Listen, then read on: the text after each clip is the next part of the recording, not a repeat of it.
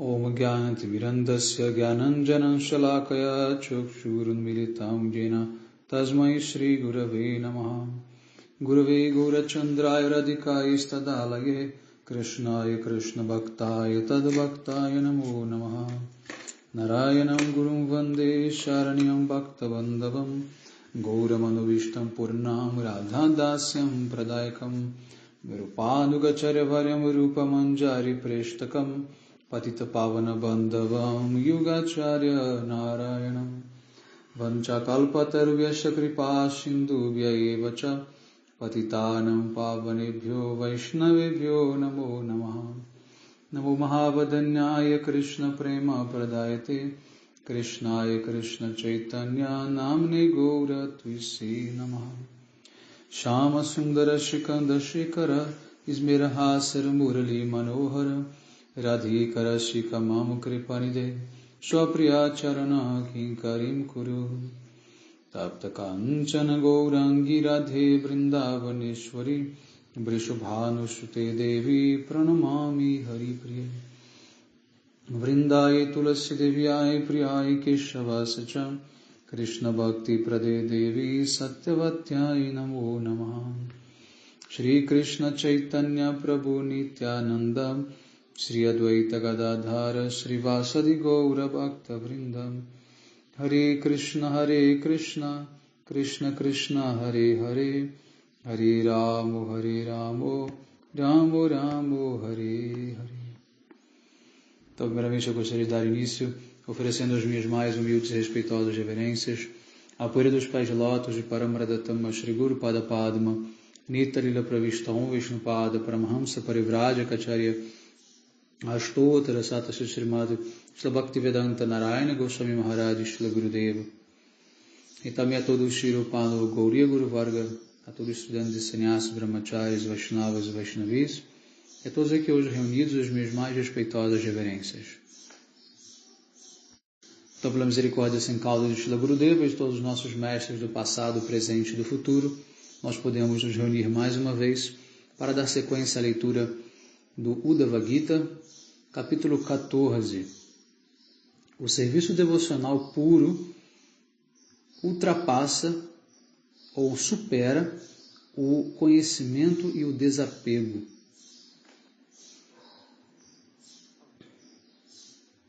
Então aqui nesse capítulo Krishna ele vai descrever o processo de Karma Yoga, Jnana Yoga e Bhakti Yoga, tá? De acordo com as boas e as más qualidades encontradas nos diversos tipos de pessoas.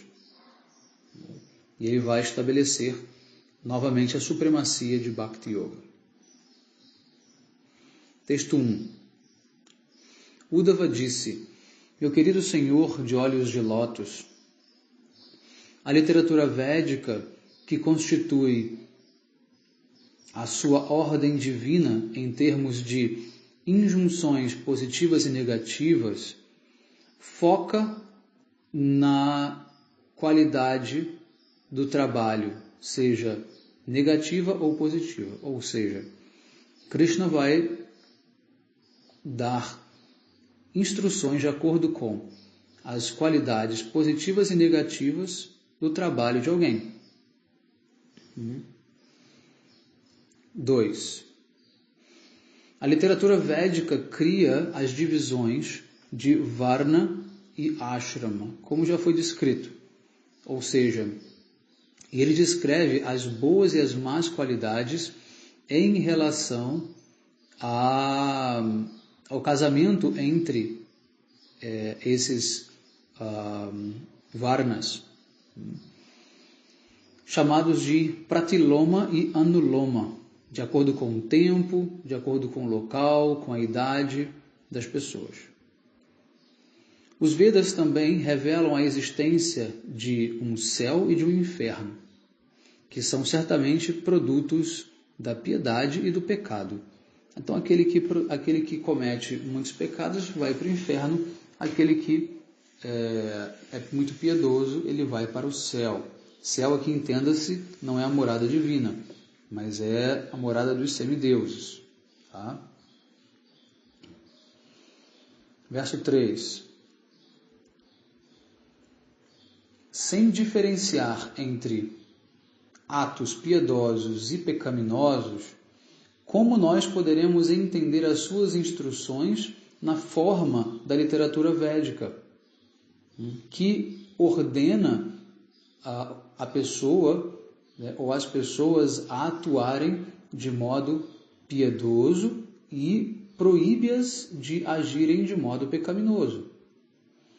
Então, sem essas instruções autorizadas dos Vedas, as quais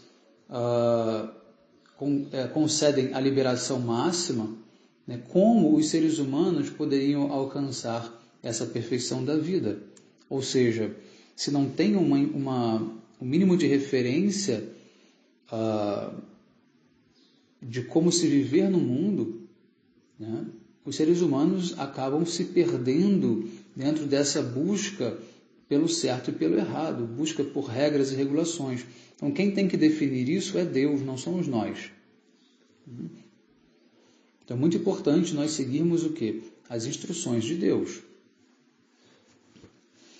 Texto 4. Meu querido Senhor, a literatura védica, na forma de suas ordens, é a melhor evidência para compreendermos as coisas além da nossa experiência, como, por exemplo, a liberação e o alcance dos planetas celestiais, bem como o conhecimento e a meta última da vida. Por essa razão, é imperativo que os nossos antepassados, os semideuses e os seres humanos consultem a literatura védica. Então, a literatura védica serve como um grande manual para que todos possam consultá-la e encontrem ali as melhores orientações para uma vida de progresso espiritual. Texto 5. Meu querido Senhor, a distinção entre piedade e pecado vem da literatura védica, que emana de você, que é emanada de você, né? E ela não surge simplesmente por ela mesma. Se assim é visto que os mesmos Vedas descreditam, né, qualquer tentativa de distinguir entre piedade e pecado, então certamente haverá o caos. Então, o principal objetivo da literatura é exatamente diferenciar o que é pecado, o que é piedade. E assim orientar os seres humanos a seguirem pelo caminho da piedade, pelo caminho do bem. E por que é necessário essa orientação? Porque, devido ao livre-arbítrio, o ser humano ele se torna independente e ele pode agir de acordo com o seu próprio de acordo com o seu próprio impulso, de acordo com a sua própria visão de mundo. Tá? O ser humano ele não necessariamente tem uma tendência a fazer o que é certo. Isso é muito importante. Nós não estamos submetidos ao instinto como os animais estão. Para os animais não existe código de lei, código de ética. Os animais simplesmente vivem as suas naturezas por uma inspiração divina. Então vocês percebam que há um fosso, né, sem fim entre humanos e reino animal. Né? Reino animal, vegetal, etc. Então, por exemplo, você dizer que o homem vem do macaco é você negar que existe um fosso de diferença, um abismo de diferença entre o macaco e o ser humano. O fato de nós termos semelhanças não nos faz sermos descendentes dessa espécie. Semelhanças há na natureza, de modo geral, você encontra várias semelhanças, mas não significa que exista uma descendência ou uma evolução, né, dentro dessas espécies, de maneira nenhuma. Tá? Agora, a ciência darwinista aceita essa evidência da semelhança como uma premissa de que houve uma evolução. Só que não houve uma evolução. Se houvesse uma evolução, hoje haveriam ainda, por exemplo, seres que estivessem numa etapa intermediária entre o macaco e entre o ser humano. Mas você não tem. Você tem ou uma coisa ou outra. Enfim, não é aqui a discussão, mas o fato é que nós precisamos ter um norte sobre como agir neste mundo. E precisamos entender que isso vem da literatura revelada. Agora, você pode perguntar, mas qual literatura revelada é a mais indicada? Nós temos algumas. Temos a Bíblia, temos o Corão, a Torá, enfim, outros livros, né? Bom, aí você vai ter que observar, analisar, julgar, né? Experimentar e chegar à sua conclusão e ver qual que é aquela que tem mais tempo de sobrevivência, aquela que tem o melhor exemplo, né? Dentro daquilo que os seus cidadãos manifestam. Então você vai ter que fazer o teu julgamento, mais uma vez depende de você. Tá? A não ser que você tenha uma experiência mística que te revele, né? Mas ainda assim essa escolha ela estará baseada também no seu próprio karma, no seu próprio sukriti. Então não será uma escolha 100% livre. Tá? Lembrando que apesar de nós termos o livre-arbítrio, nós não somos 100% livres para escolher, porque estamos sempre presos às nossas ações passadas. Então, aquele padrão de vida que você teve na vida anterior é o que vai determinar o seu padrão de vida nessa vida atual. Ou seja, você vai pensar baseado naquilo que você foi. Você não vai pensar baseado numa tábula rasa, né? Ou seja, sempre do zero, né? Ou sempre sem qualquer tipo de influência. Não existe essa opinião livre de influência. Não existe a escolha livre de influências. Não existe. Então, as pessoas que já estão muito avançadas espiritualmente, elas são capazes já de fazer boas escolhas. E elas escolhem a cultura védica para seguir. Do contrário, elas irão aos poucos avançando enquanto fazem as escolhas, eu não diria erradas, mas escolhas temporárias, que é por outras formas de literatura revelada, por 10 mandamentos ou outras coisas nesse sentido. Tá? Mas alguma coisa de divino o ser humano precisa buscar. É por isso que nós nunca criticamos as outras religiões, porque elas têm o seu papel. Elas servem a um tipo de consciência da humanidade, de indivíduos que precisam daquele nível de instrução. É uma busca deles, não é uma imposição da religião sobre eles. É uma necessidade deles. Enquanto houver aquela necessidade, é melhor que haja um amparo que seja, mesmo entre aspas, divino, porque isso vai manter a fé dele para um dia buscar na literatura védica revelada as informações corretas. Então, as religiões elas existem, elas têm uma finalidade, elas têm um fundamento. Tá? Elas não são inúteis nem descartáveis, não, elas servem a um propósito. É por isso que nós respeitamos e admiramos todas as religiões, independente dos seus problemas, enfim, a gente não está esperando que elas sejam perfeitas. Ao contrário, a gente sabe que elas devem ser imperfeitas por conta das pessoas não estarem também aptas todas a aceitarem a cultura védica. Então nós temos que viver em paz, vivermos tranquilos, né? Sem nenhum tipo de competição entre religiões, porque cada uma delas está servindo um propósito de acordo com o nível de cada ser humano. Então, essa é a mensagem da cultura védica. Paz acima de tudo. Tá? E compreensão, né, de que todos estão evoluindo, quer queira, quer não. Então não condene um muçulmano, porque hoje ele acha que quem não é muçulmano tem que morrer. Essa é a forma que ele está encontrando de ter fé em Deus. E por mais que isso na prática seja algo horroroso, ninguém queira ver outros sendo degolados por um muçulmano fanático, mas ainda assim, por uma outra perspectiva, ele poderia ser muito pior se ele não tivesse esse amparo divino, né? Pelo menos entre aspas, né? Divino entre aspas, mas de um dogma, né? De uma literatura revelada, porque pelo menos isso está dando a chance dele um dia migrar para a cultura védica e aprender como ser um pouco mais civilizado nessa busca por Deus. Correto? Tanto que o próprio Chaitanya Mahaprabhu, ele não impediu que os muçulmanos existissem, ele não fez nenhum tipo de propaganda contra os muçulmanos, nem contra os budistas, nem contra os cristãos. Ele simplesmente viveu o Dharma dele. Chaitanya Mahaprabhu, na época dele, todos já estavam presentes.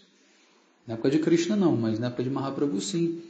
E Mahaprabhu, ele na verdade só queria converter e liberar, né, esses indivíduos, principalmente da linha do Islã, mas ele jamais disse ou condenou ou criticou a existência dessas religiões. Ao contrário, ele simplesmente surfou ali de acordo com as circunstâncias, converteu alguns.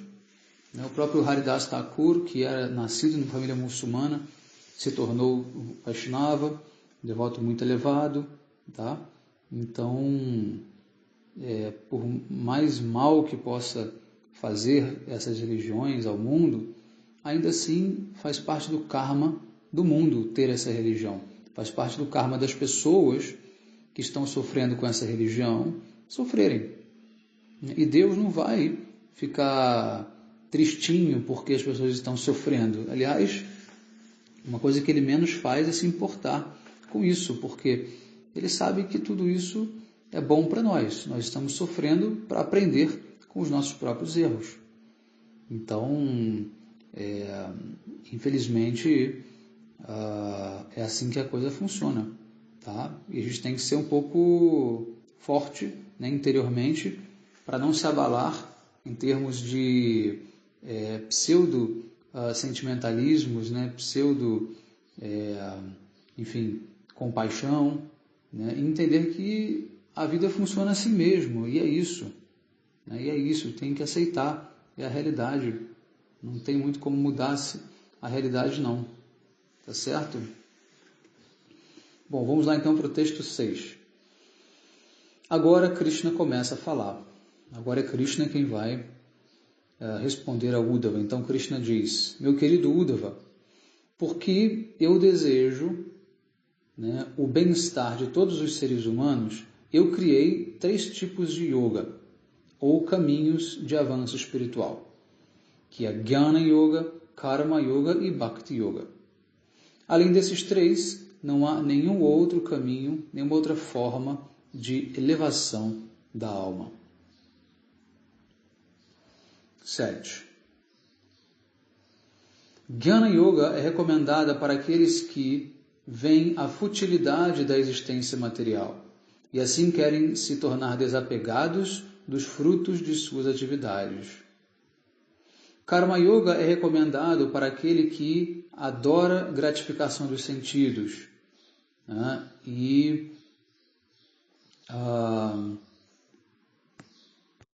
que falham em compreender o grande sofrimento que advém, tá, desse trabalho frutivo. Verso 8. De uma maneira ou de outra, se alguém desenvolve fé em ouvir e cantar as minhas glórias, por qualquer boa fortuna,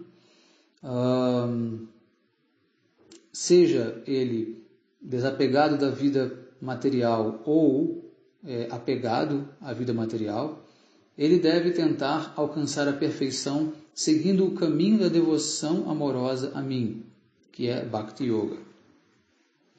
Então vejam que Krishna, ele já não considera no caminho de Bhakti Yoga se a pessoa ela tem apegos ou não materiais, porque a prática de Bhakti Yoga supera tudo isso. Texto 9. Até que você desenvolva o desapego das atividades fruitivas, né, sabendo que elas são fonte de grandes misérias, e enquanto o gosto por ouvir e cantar as minhas glórias não despertou, você deve atuar de acordo com os princípios regulativos prescritos na literatura védica. Ou seja, enquanto você não está estabelecido na prática devocional, você precisa continuar seguindo as regras. Você não pode achar que só porque você já se tornou um devoto, que você já está livre de cumprir com as regras. Não. Tá? Numa fase mais avançada, sim, mas no começo, não.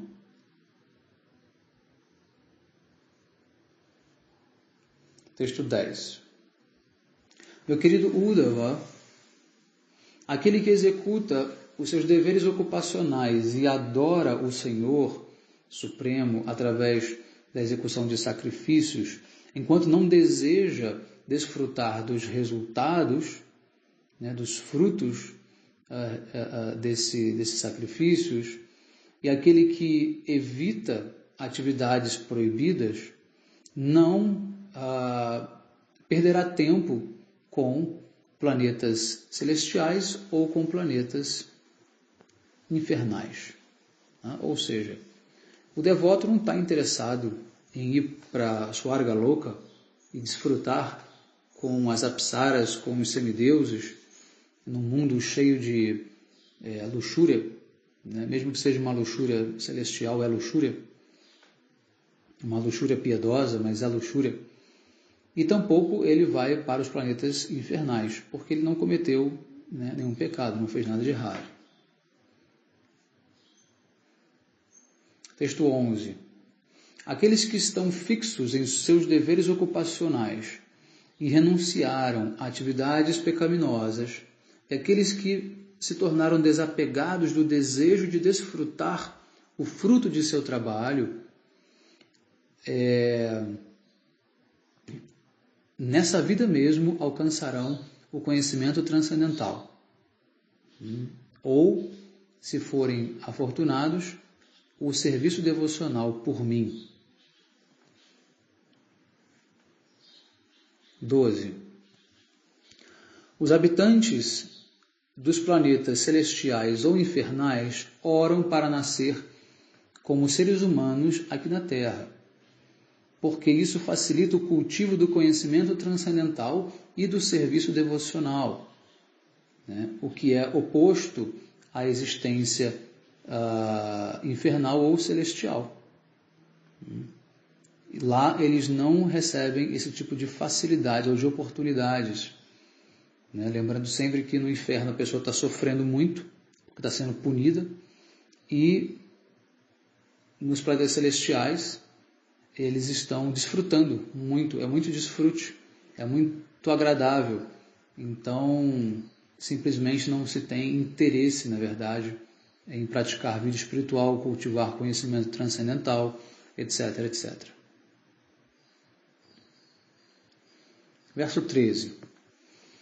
Aquele que é inteligente não deve desejar a promoção para planetas celestiais, nem mesmo uma residência no inferno. Ele não deve jamais ficar complacente, estar satisfeito com essa existência humana, porque através dessa absorção na concepção de vida corpórea, ele falha em alcançar o que é o seu verdadeiro interesse, ou seja, o interesse da alma. 14. Embora este corpo humano possa conceder a liberação da existência material, não devemos saber que ele ainda está sujeito à morte. Portanto, nós devemos sinceramente nos esforçar para alcançar a perfeição da vida antes que a morte ocorra. Srila Prabhupada Bhaktisiddhanta Saraswati Thakur sempre dizia que devemos praticar vida espiritual com tamanha intensidade como se fôssemos ser liberados nessa vida, buscando a liberação nessa vida. E ele dizia, se você se esforçar realmente, é possível em uma vida você alcançar a perfeição. É possível. Não é muito provável, tá? Mas é possível. Então, sabendo dessa possibilidade, os devotos eles se esforçam ao máximo. Eles não perdem um segundo olhando para o lado. Eles se focam em Bhakti o máximo que eles podem. 15.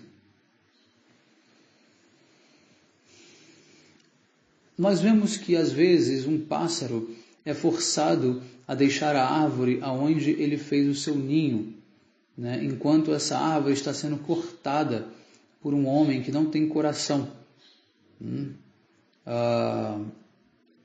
E mais se parece com o Senhor da Morte, Yamaraja. Ainda assim, sendo desapegado, o pássaro ele pode encontrar felicidade em outro local. Então, se o pássaro não estiver apegado nem ao seu ninho, nem à árvore, né? Enfim, ele pode simplesmente se mudar dali e encontrar um outro local para continuar a sua vida e encontrar a sua felicidade ali, porque a felicidade dele não dependia daquela árvore em si. A felicidade ela já está dentro de nós. Nós vamos refleti-la no mundo material, independente do contexto em que nós vivemos. A felicidade ela já faz parte da alma. E a felicidade não precisa de um ambiente perfeito para existir. A felicidade ela não precisa de que você cumpra, principalmente com todos os seus sonhos, com todas as suas ambições. Ao contrário, a pessoa que pode ser feliz é aquela que já abandonou principalmente o desejo por sonhos, e sonhos inúteis muitas vezes, né? Sonhos materialistas, etc. Aí, quando ela já abandonou esses sonhos, é que ela pode ser de fato feliz. Porque a felicidade ela está o quê? Na relação que nós mantemos com o Criador, com Deus, com Krishna. A felicidade ela vem daí.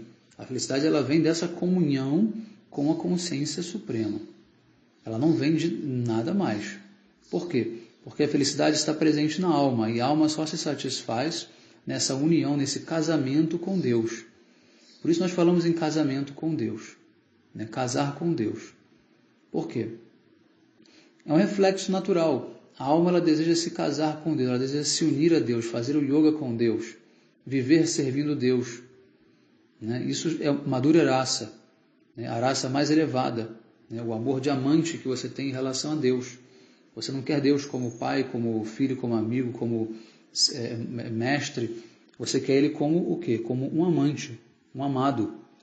Você quer se casar com Deus.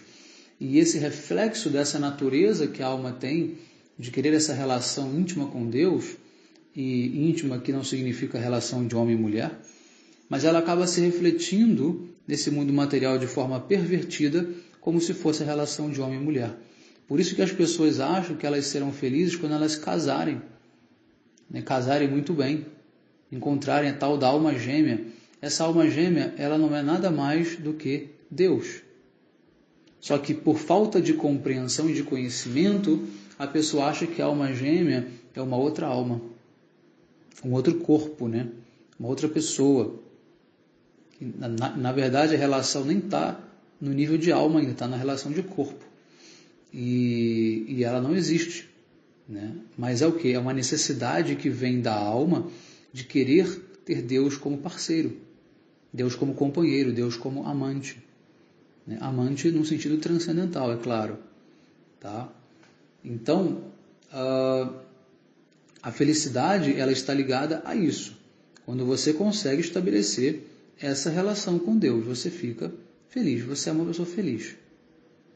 Tá? E aí, isso já não depende mais de como você vive no mundo material, se você é pobre, se você é rico, se você é saudável, doente, já não importa mais nada em relação ao mundo material. Se é um mundo poluído, se é um mundo limpo, se tem guerra, se não tem guerra, não faz diferença. Não faz diferença. E o sábio, ele sabe que no mundo material sempre haverão problemas, sempre haverá guerra, sempre haverá poluição, sempre haverá destruição, sempre haverá problemas. É claro que ele não causa o mal, é claro que ele não causa problemas, mas ele também entende que o problema, ele existe, é natural existir problemas. Tá? Então, é dessa maneira que a gente pode ser feliz. Essa mensagem é muito importante que ela vá dentro do seu coração, muito profundo, para que você possa fazer uma reflexão e possa orientar a sua vida de maneira que você consiga êxito ainda nessa vida. Que com essas informações que você tem, você consiga ser feliz nessa vida. Não adie para a próxima vida. Não evite o contato com a verdade. Aceite essa verdade, não importa o que ela vá causar em você. Mesmo que ela te cause um sofrimento temporário, mesmo que ela te cause uma angústia temporária, não importa. Persiga ela até o final. E com certeza o resultado será muito valioso, muito benéfico, e você não vai se arrepender. 16. Compreender a duração da sua vida é também contar os dias, né? Ou seja, noites e dias, que cada vez diminuem o nosso tempo de vida. E assim devemos nos desapegar, né? E desapegar do medo da existência material. Ao nos esforçarmos para compreender a suprema personalidade de Deus, então poderemos alcançar a paz perfeita. Então a paz ela só existe quando você está conectado com Deus, porque Deus está sempre em paz. Deus ele não se perturba pelos problemas do mundo material. E por que nós iremos nos perturbar pelos problemas do mundo material? Isso não significa indiferença, isso significa imparcialidade. Eu expliquei isso em algumas aulas anteriores. Você ser indiferente é uma coisa, você ser imparcial é outra. Você ser indiferente significa que você não vai se esforçar para melhorar, nem para piorar uma coisa. Ser imparcial significa que você não vai se afetar com aquela situação, porém você vai se esforçar para melhorar aquela situação. Então, um Vaishnava, ele é imparcial, ele não toma lados, mas ele se esforça sempre para melhorar ambos os lados.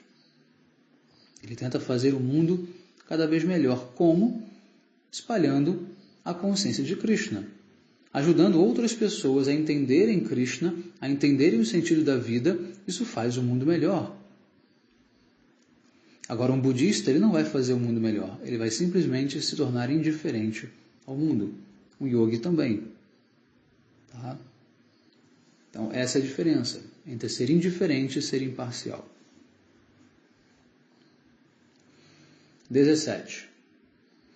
A forma humana de vida, embora muito rara de ser alcançada, ela é automaticamente concedida à alma condicionada através das leis da natureza. Ou seja, você vai alcançar o nascimento humano por uma lei natural. Você vai encarnar em diversas espécies até chegar no humano. E assim o corpo humano pode ser comparado como um bote, um barco. Né? E o mestre espiritual, ele é o quê? Ele é o timoneiro desse barco, aquele que direciona o barco.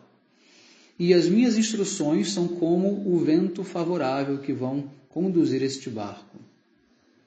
Aquele que não utiliza o nascimento humano para cruzar este oceano da existência material é certamente um assassino da própria alma. 18.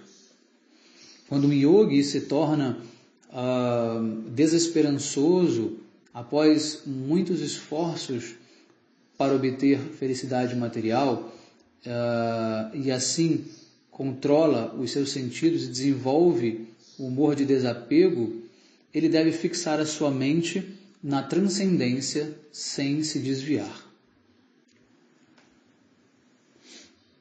Então, após o yogi perder o interesse, né, por desfrutar do mundo material, ele acaba assim então controlando os seus sentidos, porque ele já não deposita os sentidos nos objetos do mundo, e aí ele acaba desenvolvendo o desapego pelo mundo, e assim ele consegue focar a sua mente em Krishna, e automaticamente ele alcança a transcendência. 19. Enquanto estamos nos esforçando para nos libertar da existência material, a mente muito inquieta sempre irá nos trazer de volta sob o controle dela, fazendo com que nós sigamos novamente os seus caminhos. Então, aqui no comentário, Srila Prabhupada diz o seguinte: quando nós tentamos controlar a nossa mente, isso será muito difícil. Devido aos maus hábitos do passado, a mente ela fica mais agitada ainda quando nós tentamos controlá-la, ou restringir o desfrute material dela. A necessidade por desfrute material é tão forte que a mente é facilmente levada por esses pensamentos. Numa situação dessas, nós devemos controlar a mente apenas permitindo que ela tenha um pouquinho de gratificação, de maneira que isso não contrarie os princípios religiosos. Olha que interessante. Então, você não pode tirar tudo da mente ao mesmo tempo. Ela vai ficar muito agitada e você vai perder o controle sobre tudo. Você tem que dar para ela um pouquinho de desfrute, tá? De tal maneira que isso não contrarie, não vá de encontro aos princípios religiosos.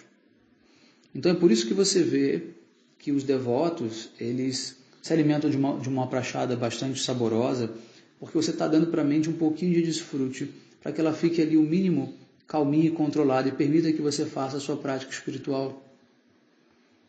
Quando você chegar num estágio mais avançado, aí você pode tirar tudo, porque a mente já está condicionada, a mente já está controlada. Você pode tirar todo o desfrute material sem nenhum problema. Mas enquanto a mente não estiver controlada, você precisa dar a ela algum tipo de desfrute, mas que obviamente não contrarie. A pessoa não vai fazer sexo ilícito, achando que assim ela vai acalmar a mente, porque isso contraria o quê? Os princípios religiosos. Mas se está dentro do padrão, você deve dar à tua mente um pouco. É como se fosse uma criança. Você não pode deixar a criança sem qualquer tipo de diversão. Tem que dar alguma coisa. É uma concessão que você abre. Você dá um pouquinho e mantém ela ali calma para que ela possa cumprir com outras tarefas que você pediu que ela fizesse. Tá? É um jogo. Tem que ser assim, não tem outro jeito, infelizmente. 20. Não devemos jamais permitir que a mente vá para fora da busca pelo avanço espiritual. Devemos controlar a mente ocupando os nossos sentidos e os nossos ares vitais em atividades no modo da bondade, tal como direcionadas por uma boa inteligência. Então, quem vai ajudar a controlar a mente é a inteligência. Então, você vai precisar chegar nas conclusões corretas, de acordo com os ensinamentos das Escrituras, utilizando a sua inteligência, fazendo o teu juízo, fazendo a tua análise da situação e direcionando a mente através de uma estratégia. E essa estratégia vai depender da tua inteligência. Quanto mais inteligente você for, mais você vai conseguir êxito nesse controle da sua mente. Mas inteligência significa o quê? Colocar em prática os direcionamentos dados nas escrituras védicas. Isso é inteligência. Inteligência não é você ter o seu modelo, o seu método, o seu jeito. Não. Não é você ser um grande inovador. Não é isso. Isso não é inteligência. Tá? Isso é uma grande burrice, na verdade. Inteligência é seguir o que Krishna disse que era para ser feito. Parece que é justamente o oposto, Simplesmente aceitar o que alguém está dizendo sem precisar pensar, parece que é menos inteligente. Só que não é. É mais inteligente, porque aquele que acha que seguir o que alguém disse é menos inteligente, ele acaba tentando seguir o que ele faz, o que ele quer, e isso não leva a um bom resultado. Por quê? Porque isso não é inteligência. Então veja como Maya ela joga, né, com os opostos, né, de uma maneira que aquilo que a gente acha que é obviamente correto, na verdade não é. E o que não é obviamente correto é o que na verdade é. Então, cuidado que esse mundo material ele é assim. Tudo que parece ser muito óbvio, muito evidente, tá? É um produto de Maya. Então a gente tem que desconstruir esse óbvio que parece óbvio, esse normal que parece normal, para poder entender que quem está fazendo essa primeira camada da realidade é Maya, não é Krishna. Tá? 22. Não, perdão, 21. Aquele que é um perito em treinar cavalos selvagens, primeiro deve permitir que o cavalo tenha um pouco de liberdade. E assim, puxando as suas rédeas, ele gradualmente controlará aquele cavalo.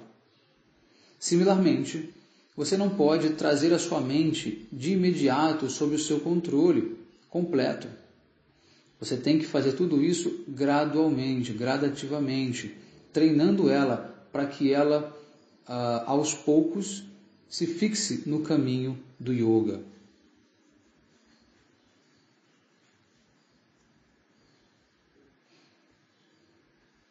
Então, adestrar um cavalo selvagem é adestrar o quê? A mente selvagem de um cavalo. É assim que a gente raciocina. Tá? Não é adestrar um cavalo selvagem, é adestrar a mente selvagem de um cavalo. Você está lidando com a mente dele, com aquele formato de mente. Então, se você já considera que a tua mente ela já é selvagem, você precisa usar da mesma pedagogia, né, da mesma diplomacia, né, que você utiliza para adestrar a mente selvagem de um cavalo. Você vai utilizar para a mente selvagem de um ser humano. Tá certo?